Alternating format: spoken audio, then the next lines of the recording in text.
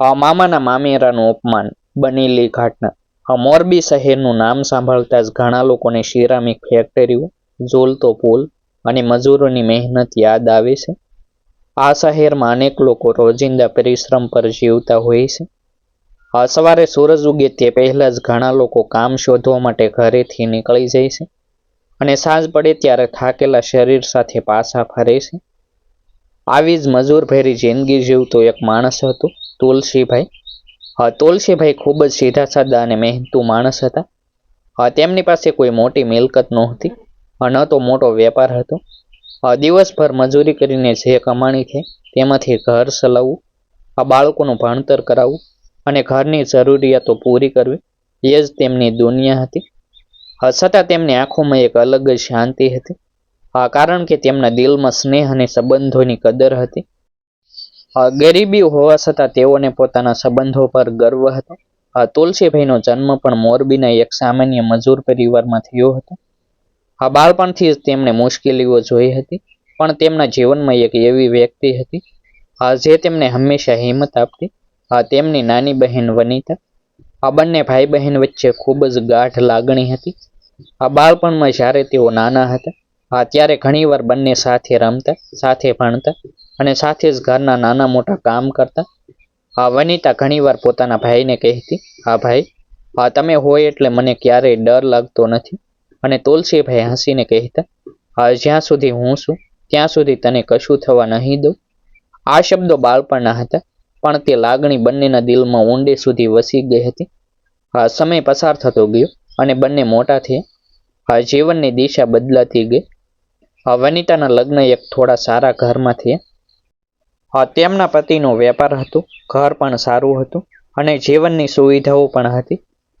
બીજી તરફ તુલસીભાઈએ પોતાના જીવનમાં ગરીબીનો રસ્તો પસંદ કર્યો નહોતો, પરંતુ પરિસ્થિતિએ તેમને એ રસ્તા પર ચાલવા મજબૂર કર્યા હતા. તેઓ રોજ સિરામિક ફેક્ટરીમાં મજૂરી કરતા.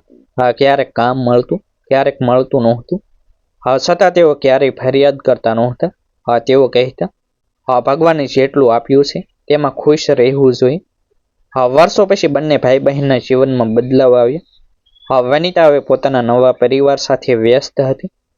તુલસીભાઈ પણ પોતાના ઘરની જવાબદારીઓમાં વ્યસ્ત થઈ ગયા. છતાં તહેવારો કે ખાસ પ્રસંગે બંને વચ્ચે વાતચીત થતી જ રહેતી.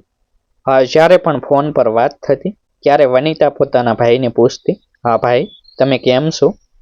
તમારું સ્વાસ્થ્ય સારું છે ને? અને તુલસીભાઈ હંમેશા એક જ જવાબ આપતા, હું મજામાં છું.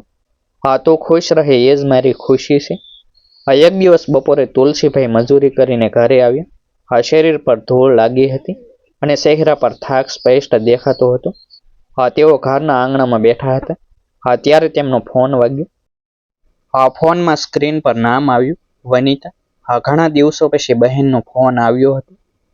તુલસીભાઈએ તરત જ ફોન ઉઠાવ્યો. બીજી બાજુથી ખુશીના અવાજમાં વનિતા બોલી, હા ભાઈ, એક મોટી ખુશખબર છે. તુલસીભાઈ આશ્ચર્યથી પૂછ્યું, શું થયું? વનિતા હસીને બોલી, તમારા ભાણેજના લગ્ન નક્કી થઈ ગયા છે.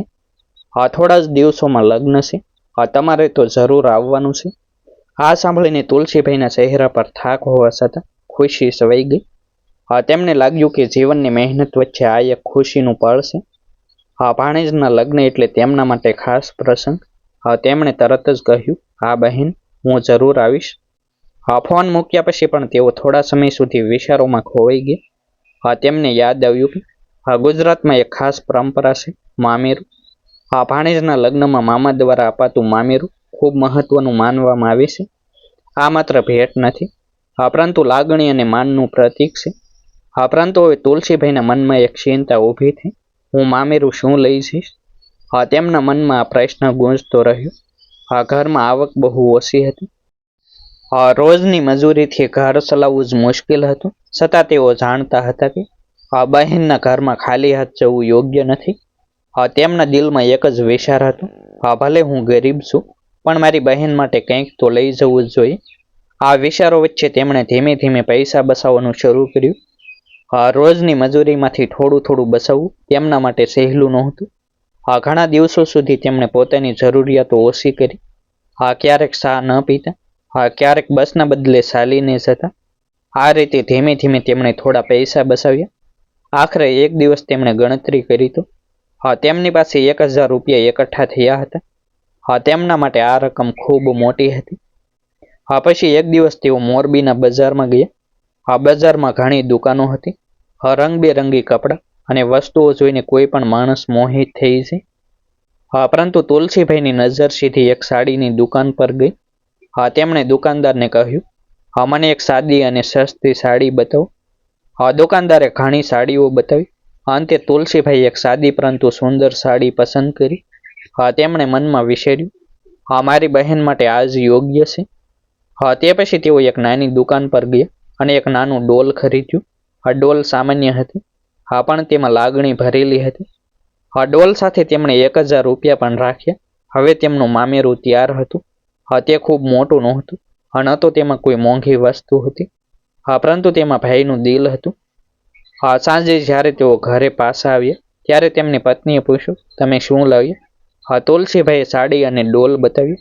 પત્નીએ થોડી ચિંતા સાથે કહ્યું, આપણી હાલત તો તમે જાણો છો, એટલા પૈસા ખર્ચવાની શું જરૂર હતી? તુલસીભાઈ થોડું સ્મિત કરીને બોલ્યા, આ પૈસા ખર્ચ્યા નથી, સંબંધ માટે સાચવ્યા છે. બહેનના ઘરે ખાલી હાથ કેવી રીતે જઈશ? આ શબ્દોમાં એક ભાઈનું હૃદય છલકાતું હતું. ગરીબી હોવા છતાં સંબંધોની કદર કરવી એ તેમની સૌથી મોટી સંપત્તિ હતી. હવે લગ્નનો દિવસ નજીક આવતો ગયો. તુલસીભાઈ પોતાના કપડાં તૈયાર કર્યા અને મામેરું એક થેલીમાં સારી રીતે રાખ્યું. મોરબીના રસ્તાઓ પર એ દિવસ ખાસ હતો. શહેરમાં શાદીનો માહોલ હતો. સજાવટ કરેલા રસ્તા, લાઇટોથી ઝગમગતા મંડપ અને લોકોની અવરજવર, આ બધું જ ખુશી અને ઉત્સાહથી ભરેલું લાગતું હતું. તુલસીભાઈ સવારે જ ઘરેથી નીકળી ગયા હતા. હાથમાં એક સાદી થેલી હતી, જેમાં તેમણે પ્રેમથી તૈયાર કરેલું મામેરું રાખ્યું હતું. એક સાદી સાડી, એક નાની ડોલ અને 1000 રૂપિયા. તેમના માટે આ વસ્તુઓ માત્ર ભેટ નહોતી, પરંતુ તેમની લાગણી અને સ્નેહનું પ્રતીક હતી. બસમાં બેઠા બેઠા તેઓ આખો રસ્તો પોતાની બહેન વનિતાની યાદોમાં ખોવાઈ ગયા. બાળપણના દિવસો, સાથે રમેલી રમતો અને બહેનનો પ્રેમ, આ બધું તેમની આંખો સામે ફરી રહ્યું હતું. લગ્નનું સ્થળ ખૂબ ભવ્ય હતું. મોટો મંડપ, ઝગમગતી લાઇટો અને મહેમાનોની ભીડ જોઈને તુલસીભાઈ થોડા સમય માટે અટકી ગયા. તેમના જૂના કપડાં અને સાદી વેશભૂષા વચ્ચે આ ભવ્યતા તેમને થોડું અસંભામાં મૂકી દેતી હતી. પરંતુ તરત જ તેમણે મનમાં કહ્યું, હું મારી બહેનના ઘરે આવ્યો છું, અહીં મને કોઈ અસકાવું નહીં. આ વિચારે તેઓ ધીમે ધીમે મંડપ તરફ આગળ વધ્યા. અંદર પ્રવેશતા જ ઘણા લોકોની નજર તેમની પર પડી. કેટલાક લોકો તેમને ઓળખતા નહોતા, પણ તેમના સાદા કપડાં જોઈને કટાક્ષભેરી નજર કરતા હતા. કોઈક લોકો એકબીજા સાથે ધીમે બોલતા હતા. તુલસીભાઈ આ બધું અવગણ્યું. તેમના દિલમાં એક જ ઈચ્છા હતી, પોતાની બહેનને મળવાની. થોડું આગળ જતા તેમણે વનિતાને જોઈ. વનિતા સારા કપડામાં સજ્જ હતી. આસપાસ સગા સંબંધીઓ અને મહેમાનો ઊભા હતા. તે લગ્નની તૈયારીમાં વ્યસ્ત લાગી રહી હતી. તુલસીભાઈએ હળવેથી અવાજ આપ્યો, વનિતા. આ અવાજ સાંભળીને વનિતા પાછળ ફરી. થોડા પળ માટે તેની આંખોમાં આશ્ચર્ય દેખાયું. પછી તેણે ભાઈને ઓળખી લીધો. તુલસીભાઈ ખુશીથી તેની તરફ આગળ વધ્યા. બહેન કેમ છે? તુલસીભાઈએ પ્રેમથી પૂછ્યું. વનિતાએ આસપાસ નજર ફેરવી અને ધીમા અવાજમાં કહ્યું, હા ભાઈ, સારું છે. તેના અવાજમાં તે જૂની લાગણી નહોતી, જે તુલસીભાઈને યાદ હતી. છતાં તુલસીભાઈએ એ બાબત પર ધ્યાન આપ્યું નહીં. તેમણે થેલીમાંથી મામેરું બહાર કાઢ્યું. તારા માટે લાવ્યો છું. તુલસીભાઈએ સાડી, ડોલ અને 1000 રૂપિયા આગળ રાખ્યા. આ ક્ષણ તુલસીભાઈ માટે ખૂબ ખાસ હતી. તેમણે વિચાર્યું હતું કે તેમની બહેન ખુશ થશે, પરંતુ જે થયું તે તેમની કલ્પનાથી પણ બહાર હતું. વનિતાએ વસ્તુ તરફ જોયું અને તરત જ તેનો ચહેરો બદલાઈ ગયો. આસપાસ ઉભેલા લોકો પણ આ દ્રશ્ય જોઈ રહ્યા હતા. વનિતાએ થોડા ગુચ્છાભર્યા અવાજમાં કહ્યું, ભાઈ, આ શું લાવ્યા છો? તુલસીભાઈ થોડું ચોંકી ગયા. તેમણે ધીમેથી કહ્યું, મામેરું છે મારી તરફથી. વનિતાએ આસપાસ ઉભેલા લોકોને જોયા અને ફરી કહ્યું, આવું મામેરું લાવવાનું હતું. આ લોકો શું કહેશે? અહીં કેટલા મોટા લોકો આવ્યા છે. આ શબ્દો સાંભળીને તુલસીભાઈના દિલમાં એક ઝટકો લાગ્યો. તેમના હાથમાં હજુ પણ થેલી હતી. આસપાસ ઉભેલા કેટલાક લોકો એકબીજાને જોઈ હળવું સ્મિત કરતા હતા. કોઈક ધીમી અવાજમાં કંઈક બોલતા હતા. તુલસીભાઈને લાગ્યું કે આખો મંડપ તેમને જોઈ રહ્યો છે. તુલસીભાઈએ ધીમેથી કહ્યું, બહેન, મારી પાસે જેટલું હતું એટલું લાવ્યો છું. દિલથી લાવ્યો છું. પરંતુ વનિતા તે ક્ષણે જાણે પોતાની આસપાસના લોકોની નજરથી વધુ ચિંતિત હતી. તેણે કહ્યું, ભાઈ, આ વસ્તુઓ તમે પાછી લઈ જાઓ. અહીં આ બધું બતાવવાનું મને શરમ આવે છે. આ શબ્દો સાંભળીને તુલસીભાઈની આંખોમાં પાણી આવી ગયું. તેમણે ક્યારેય વિચાર્યું નહોતું કે પોતાની બહેન પાસેથી આવા શબ્દો સાંભળવા મળશે.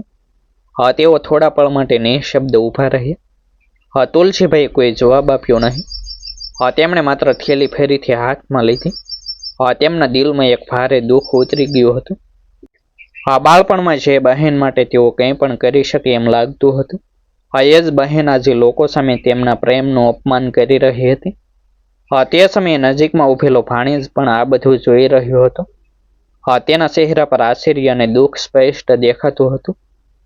પરંતુ મંડપમાં ચાલી રહેલી વ્યસ્તતામાં કોઈએ આ ક્ષણની ગંભીરતા સમજી નહોતી. તુલસીભાઈ ધીમે ધીમે મંડપમાંથી બહાર નીકળવા લાગ્યા. દરેક પગલા સાથે તેમનું મન ભારે થતું ગયું.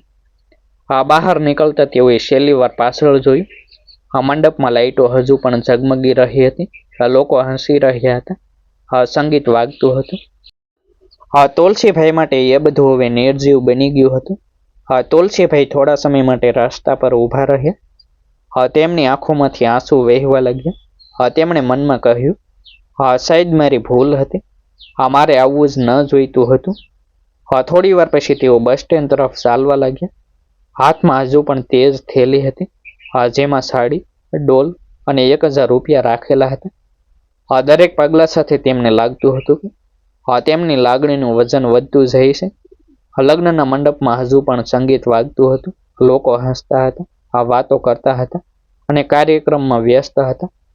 પરંતુ એક વ્યક્તિ એવો હતો જે અંદરથી અશાંત હતો. વનિતાનો દીકરો, એટલે કે તુલસીભાઈનો ભાણેજ. થોડા સમય પહેલા જે ઘટના બની હતી તે તેની આંખો સામે ફરી રહી હતી. તેણે પોતાના મામા તુલસીભાઈને સાદી થેલી લઈને ઊભા જોયા હતા અને પોતાની જ માતાને તેમને લોકો સામે ઠપકો આપતી જોઈ હતી. તે ક્ષણ તેના દિલને અંદરથી કસડી ગઈ હતી. ભાણેજ થોડા સમય માટે શાંત ઊભો રહ્યો. પરંતુ પછી તે પોતે જ વિચારવા લાગ્યો, આ માણસ તો મારા મામા છે. બાળપણમાં જ્યારે હું નાનો હતો ત્યારે મને ખભા પર બેસાડીને મેળામાં લઈ જતા હતા. મારી દરેક ખુશીમાં ખુશ થતા હતા. આજે તેઓ માત્ર પ્રેમથી કંઈક લઈને આવ્યા હતા અને અમે તેમને શું આપ્યું? તેનું દિલ ભરાઈ આવ્યું. મંડપમાં ચાલી રહેલી ઉજવણી હવે તેને ખાલી લાગતી હતી. તેણે તરત જ નિર્ણય લીધો. તે ઝડપથી મંડપની બહાર નીકળ્યો. કોઈએ પૂછ્યું, ક્યાં જઈ રહ્યો છે? તો તેણે માત્ર એટલું જ કહ્યું, હમણાં આવું છું. બહાર નીકળતા જ તેણે આસપાસ નજર ફેરવી. તેને ખબર હતી કે તુલસીભાઈ ક્યાં જઈ શકે, કદાચ બસ સ્ટેન્ડ તરફ. તે ઝડપથી રસ્તા પર આગળ વધ્યો. ભાણેજના મનમાં માત્ર એક જ વિચાર હતો, પોતાના મામાને શોધવાનો. થોડા સમય પછી તે બસ સ્ટેન્ડ પાસે પહોંચ્યો. ત્યાં એક બેન્ચ પર કોઈ વ્યક્તિ શાંતિથી બેઠા હતા. હાથમાં એક થેલી હતી અને ચહેરા પર ઊંડું દુઃખ સ્પષ્ટ દેખાતું હતું. એ તુલસીભાઈ હતા. તેઓ શાંત બેઠા હતા, જાણે પોતાના વિચારોમાં ડૂબી ગયા હોય. તેમની આંખોમાં હજુ પણ આંસુઓની ભીનાશ હતી. ભાણેજ ધીમે ધીમે તેમની નજીક ગયો. મામા, તેણે ધીમા અવાજમાં બોલાવ્યું. તુલસીભાઈએ માથું ઊંચું કર્યું. સામે પોતાના ભાણેજને જોઈને તેઓ થોડા ચોંકી ગયા. તું અહીં? લગ્ન છોડીને અહીં શા માટે આવ્યું? તેમણે આશ્ચર્યથી પૂછ્યું. ભાણેજની આંખોમાં આંસુ આવી ગયા. તે એક ક્ષણ માટે કંઈ બોલી શક્યો નહીં. પછી અચાનક તે તુલસીભાઈના પગે પડી ગયો. મામા, મને માફ કરી દો. તેણે રડતા રડતા કહ્યું. તુલસીભાઈ ગભરાઈ ગયા. અરે, શું કરે છે? ઊભો થા. તેમણે તરત જ તેને ઊભો કર્યો. પરંતુ ભાણેજ હજુ પણ રડી રહ્યો હતો. મામા, તમે જે લઈને આવ્યા છો તે મારી માટે સૌથી મોટી ભેટ છે. તમે દિલથી લાવ્યું છે. તેમાં શરમાવાની કોઈ વાત નથી. ભાણેજે કહ્યું. તુલસીભાઈ થોડા ક્ષણ માટે નિઃશબ્દ રહ્યા. તેમના માટે આ શબ્દો ખૂબ મહત્વના હતા. તેમણે ધીમે કહ્યું, બેટા, હું તો ફક્ત તારી મમ્મી માટે કંઈક લઈને આવ્યો હતો. હા, પરંતુ કદાચ હું યોગ્ય વસ્તુ લઈને આવ્યો નહોતો. હા, ભાણેજ તરત બોલ્યું, મામા, હા, તમે જે લાવ્યું છે તે પ્રેમ છે.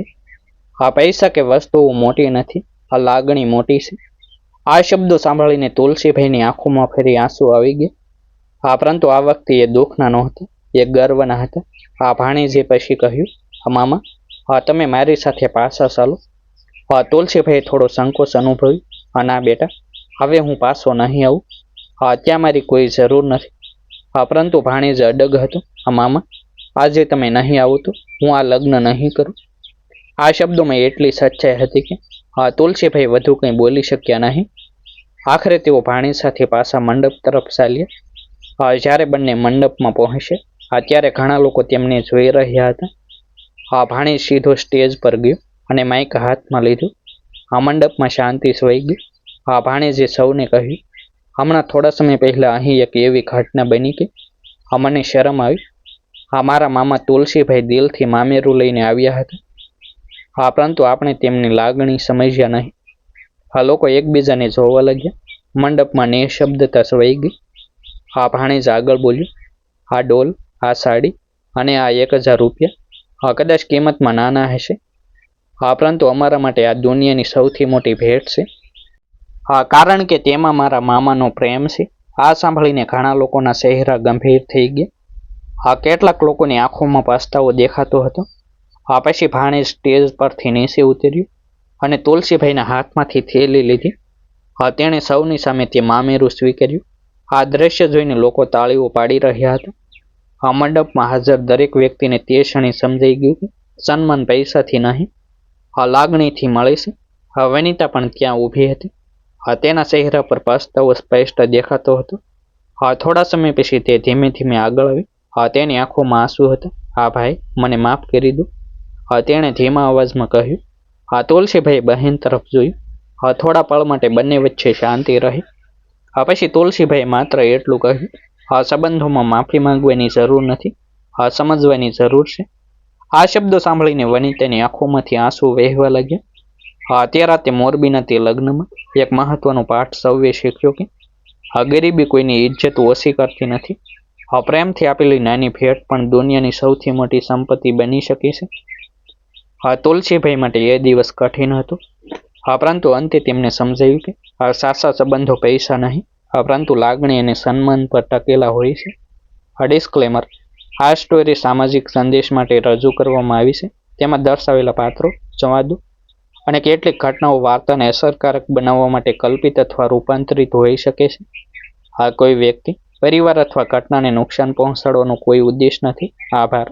ફરી મળીશું એક નવી સ્ટોરી સાથે. જય હિન્દ, જય ભારત. વિડીયોને લાઇક અને હાઇપ કરવાનું ભૂલશો નહીં. ચેનલને સબસ્ક્રાઈબ કરો.